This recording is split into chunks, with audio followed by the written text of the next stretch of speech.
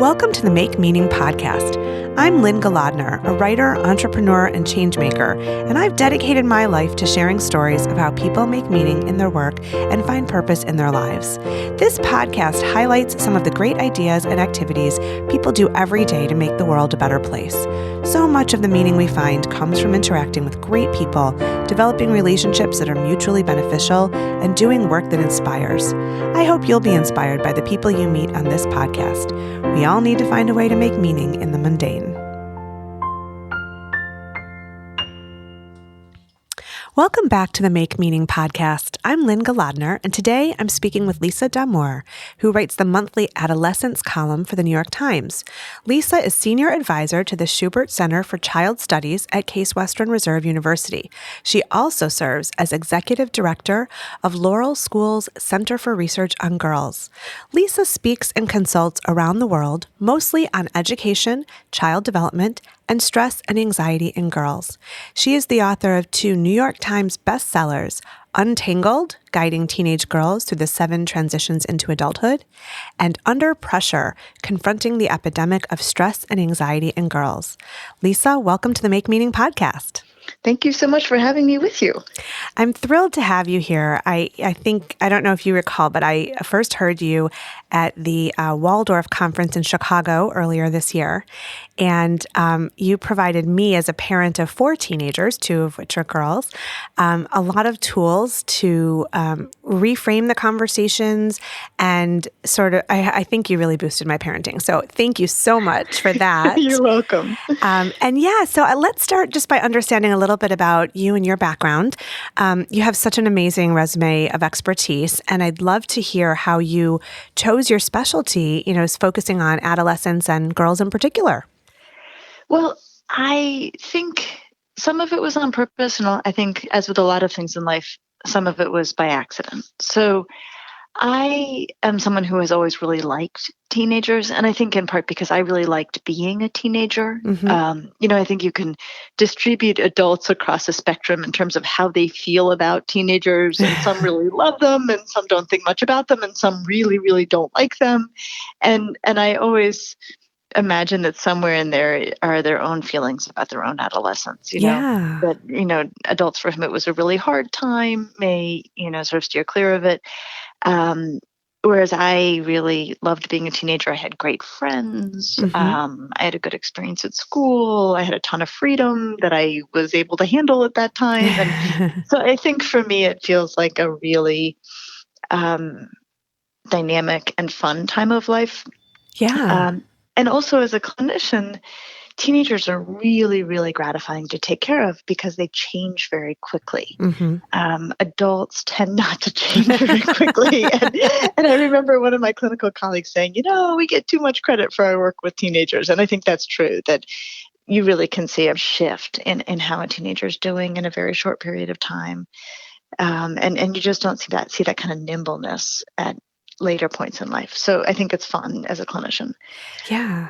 So that's really great. Like I said, I have 4 teenagers at home, but I've worked with teenagers. I've taught writing to teenagers, and I also love that age. And I didn't realize I would until suddenly I was both teaching and parenting in that age range. And it's interesting that you say that it sort of connects with maybe how you felt as a teenager. I had my 30th high school reunion recently, and I was so excited to go and to see people. And we actually did an episode of the podcast with some of my classmates looking back at, where we thought we were going 30 years ago and how we ended up here and lessons that we learned along the way.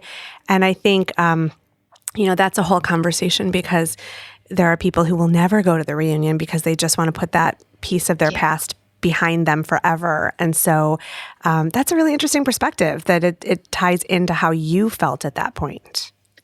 I think it does. And then the random piece is that I got my PhD at the University of Michigan in 1997, and I was 26 years old when I got my PhD. And then I practiced in Ann Arbor for a few years, did my postdoc there, and then moved to Shaker Heights, Ohio, where I live now, when I was 29. Okay. So I was still pretty young, but had decent training. I'd been out of graduate school for a few years and had gotten a lot of clinical training as a graduate student.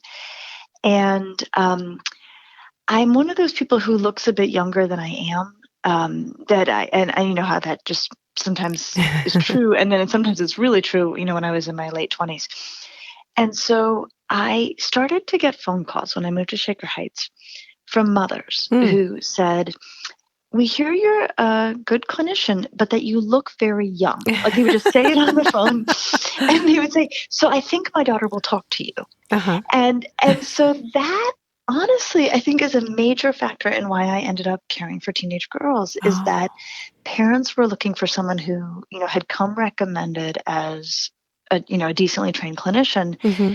but they also were aware that adolescent girls are probably more likely to open up to somebody who doesn't look like their mom. Yeah, yeah. And so, I've sort of thought, like, I don't know how long I'm going to be able to ride this because I'm getting 49 this year, so I may not have, this indefinite window of seeing teenage girls. But strangely, the fact that I was young when I finished my training and maybe look a little bit younger than I am seems to have been a pretty significant factor in my career choice. Interesting. Interesting. I have found, I don't know if you agree with this or not, but when I've worked with teenagers, it feels to me, and this may come from my own memories of being a teenager, that what they're looking for is validation and to be heard and to matter. And so when I work with them in writing workshops, it's about saying your voice is important and this is powerful and this is brave, and listening and really supporting them and encouraging them, which I don't know if all parents of teenagers do for their own teenagers, because this is the time when, when you're trying to assert your independence and parents can say, hold on, this is different than what I've always done. And I don't know how to parent this phase. But as not a parent working with a teenager, I find that I can really see all of their gifts and skills and boost that and let them know how great they are. Do you think that factors into what needs to be done with teenagers when they're seeking that support? I think so. I think there's something about teenagers that is, I know it's the thing that makes me want to spend all my time with them. And it's that they are incredibly clear-eyed. Mm-hmm. They really see the world in, I think, incredibly accurate ways. Mm-hmm. And, I will have the experience of taking care of a teenager who's describing a teacher at, Mm-hmm. her school to me. Mm-hmm. And I can't know for sure, but my sense is that usually the kids have their teachers like dead to rights. Like they Mm-hmm. Yeah. really convey, like Yeah. more than probably adults can sometimes, accurately describe other Yeah. adults. Yeah. And so what's interesting to me is that, in my view at least, teenagers are highly perceptive and highly accurate and have an almost skinless Mm-hmm. perception of the world. They Yeah. just it's very, very raw. And yet in the culture, there's a great bias against teenagers, and they're seen as either superficial or self-centered all the time, Mm-hmm. or that their thinking isn't clear, or their judgments are poor. Mm-hmm. There's a kind of a wholesale dismissal of the quality of their Mm-hmm. perceptions of the Mm-hmm. world, which feels to me almost like opposite of what my experience of them is. I mean, not that they make great judgments all the time, but that they're very, very clear-eyed. And so I think, yes, that what teenagers need is adults to recognize that they really get it. Yeah. They really get it. And what's interesting is that that's the opposite of what they tend to get from grown-ups. They tend to be dismissed by grown-ups. So what it means is that if you're a grown-up who believes that teenagers really get it and communicates to teenagers that you believe they really get it, you're doing two things at once. One is, I think you're much more in line with reality than most adults. Mm-hmm. Yeah. The other is teenagers really appreciate that. They Yeah. really appreciate that because they do walk around feeling like they kind of get it Yeah. and that they're seeing through things, which I think they are. Mm-hmm. And yet they're very much accustomed to being dismissed by adults. Yeah. So what I find helps me along in my relationships with teenagers, and also helps me get the information I want for things like writing my column, Mm-hmm. is that I approach teenagers with the belief that is, very closely held on my part, that they understand all sorts of things that grown-ups don't understand, and we can get them to explain those things to us. Oh, I love it. I love that. It's interesting because I have always believed that who we are and who we're meant to be, our life's path, is clear at a very young age. The things that we gravitate toward are the skills and talents that we favor. I've always been a writer. I've always written stories since I was old enough to hold a pen, and I think that who you are in your teenage years and the things you love to do, because the stakes aren't there the way they are at our age. You don't have to pay the mortgage or send kids to college. You're just free and easy, and you can dream. How much of our purpose, our path, is really what we know at that age, and we might forget it as we get into adulthood and follow somebody else's direction for us, or let's look for the lucrative career or something. But I'm willing to bet that a lot of adults end up going back there and say, I always loved to write, or I always loved this and I was good at it, and this is what I should be doing. How much are teenagers clued into that wisdom of purpose and path? I think what you say is true, right? That they may have a vivid sense of what interests them at that age, and that's important. My worry is that right now teenagers are growing up under conditions where, unless they're good at something, they probably don't have time to pursue it. Mm-hmm. Yes. And Yes. so I wonder if for today's teenagers, that sense of like, oh, I really think this is like, I really like to juggle, um, that may be in there. I worry that something like that may get pushed aside or crowded out if it doesn't look good on college applications, or if the kid's actually not that good at juggling, right? And so they like it, but they can't, take it to a place where they can get points for it somehow. And so I do wonder if what you describe about the kind of downward pressure of adult expectations, paying mortgages, having, careers that impress other people. My sense is that a lot of teenagers are really aware of those Oh things yeah. and Oh yeah. may already be making decisions about where their interests lie based on, outcomes that are 20 years down the line. Yeah. And unfortunately, I think that, because there's, information 24/7, I don't think we weren't clued into that as much. I think Yeah. I didn't think about it. I just figured it'll work out, but they know a lot. And so, and there's so much information that they're accessing, and and yet, I mean, adolescence today is about that, it's the end game. It's where you headed. It's the college application. And, I have kids who are athletes. They're not star athletes. They're never going to be in national leagues, and so they're just enjoying the sport, and they're finding less and fewer opportunities because it's all so competitive. I need to be on travel. I need to make the varsity team. And it looks good on my application. So it's unfortunate that it's moved in that direction. I think some of the beauty of that time period has been lost. Yeah.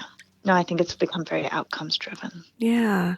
Well, I'm curious. I know you specialize in girls, and when I heard you speak, you said 80% of what you write about is applicable to boys, which I agreed with because I've used it on all my kids. But tell me a little bit about that, about how and why you chose to specialize in focusing on girls and what girls' experience of adolescence is.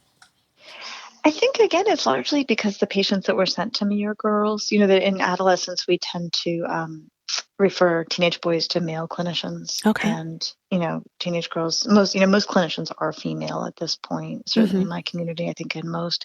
And so, when I get a teenage boy referral, I've got like the two clinicians in town that the guys I send them to. And I've seen teenage boys off and on through the years, but generally, it's that piece. And then very randomly, I started consulting about actually 15 years ago at a girls' school in our community. There's a few different independent schools here, 2 all-girls schools, 1 all-boys school, 1 co-ed school. And it was really just that this girls' school, Laurel School in Shaker Heights, was looking for a consulting psychologist, and I thought that sounded kind of interesting. But truly, if the boys' school had been looking, I might have taken the role there. Sure.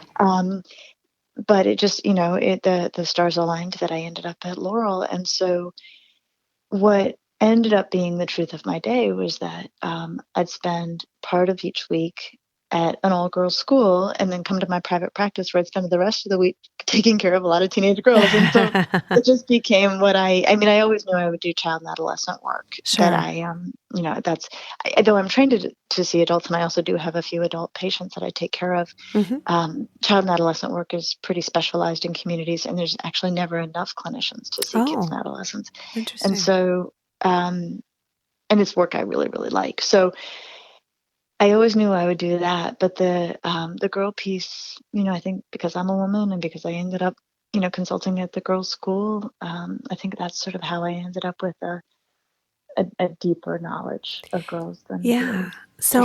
So what do we need to know about teenage girls as different from teenage boys, aside from obvious factors, but in terms of their experience of adolescence, in terms of the ways that they navigate through stress and anxiety of the teenage years? What's important for people to know about that female experience? I think the thing that most amazes me when I'm talking with teenage girls is how much they're holding all at once. They are really serious about school. They're really thinking about the future. They're lining things up. They're figuring out how to maximize their summers to, do the most cool stuff and also have a little fun, but, do things that are going to count towards something. They're really attentive to their friends. They're doing extracurriculars that are fun for them, like sports. They're doing extracurriculars that, they're doing for more college-related reasons, which may or may not be fun, like internships or lab positions. They are plugged into their families, attuned to what's going on at home. And they're also aware that the culture wants them to be pretty cute and to look pretty good. And, that it's like they have all these tabs open all the time, and they are managing them. I mean, that's the thing that's so incredible to me, is that they just juggle so much. And though they complain about stress, they still are functioning largely really, really effectively. And my experience is for boys, and it's like that they don't have to have as many tabs open all the time, or they are allowed by the culture to sort of be sort of more narrow in their focus, if not all the time, at least some of the time. Yeah. And I think they feel themselves to be, and I think they are in the culture, less beholden to everyone else, less obliged to make sure everyone around them feels good too, and is getting what they need. And I think that's the piece where I'm sort of both awed by girls, and then I do worry, like, man, this is a lot. Like, this is a lot of weight. Yeah. And there's also, speaking in broad strokes, there's sort of the maturation piece that developmentally, and we've known this for a long, long time, and we have the data for it, adolescent girls are a little more mature than adolescent boys, both biologically, and then also that, that also drives the neurological, development.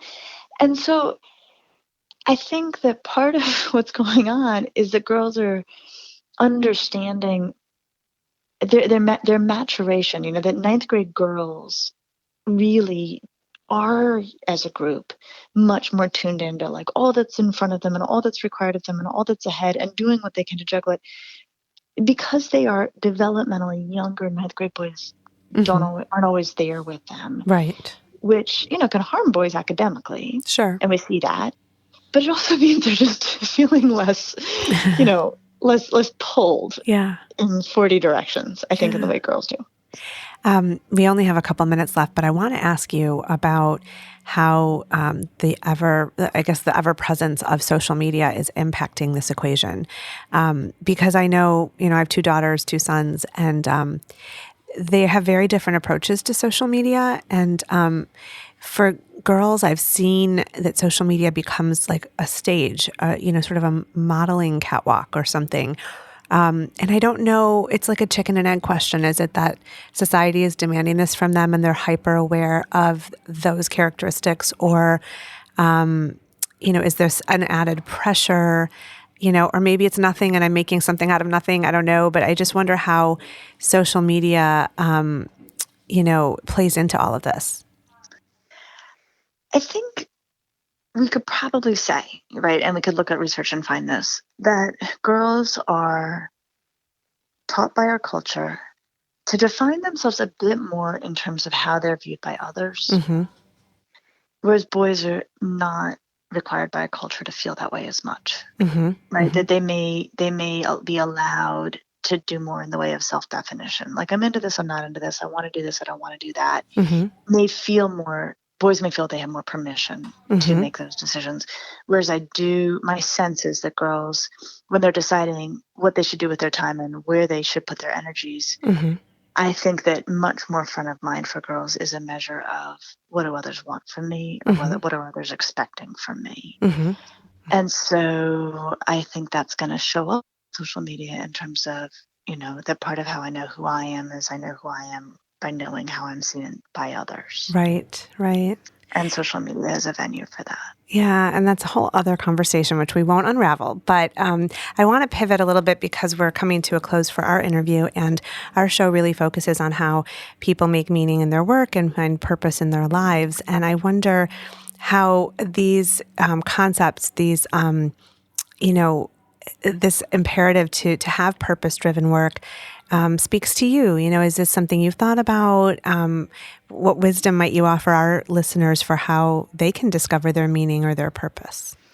Well, I think at the simplest level, I often feel like I would do my job even if no one paid me. Okay. That's awesome. That's such a great thing. Yeah. And that feels like, well, then I must be doing the right thing, right? I must be doing the right thing for me, or I must be doing something that feels, worthwhile. Right. That for me, if I have a whole bunch on the weekends, like, I actually am not much for leisure. I'm not someone who can't wait to get to my novel and a movie. I mean, occasionally I'll do that, but often left to my own devices, I'm going to read in my field.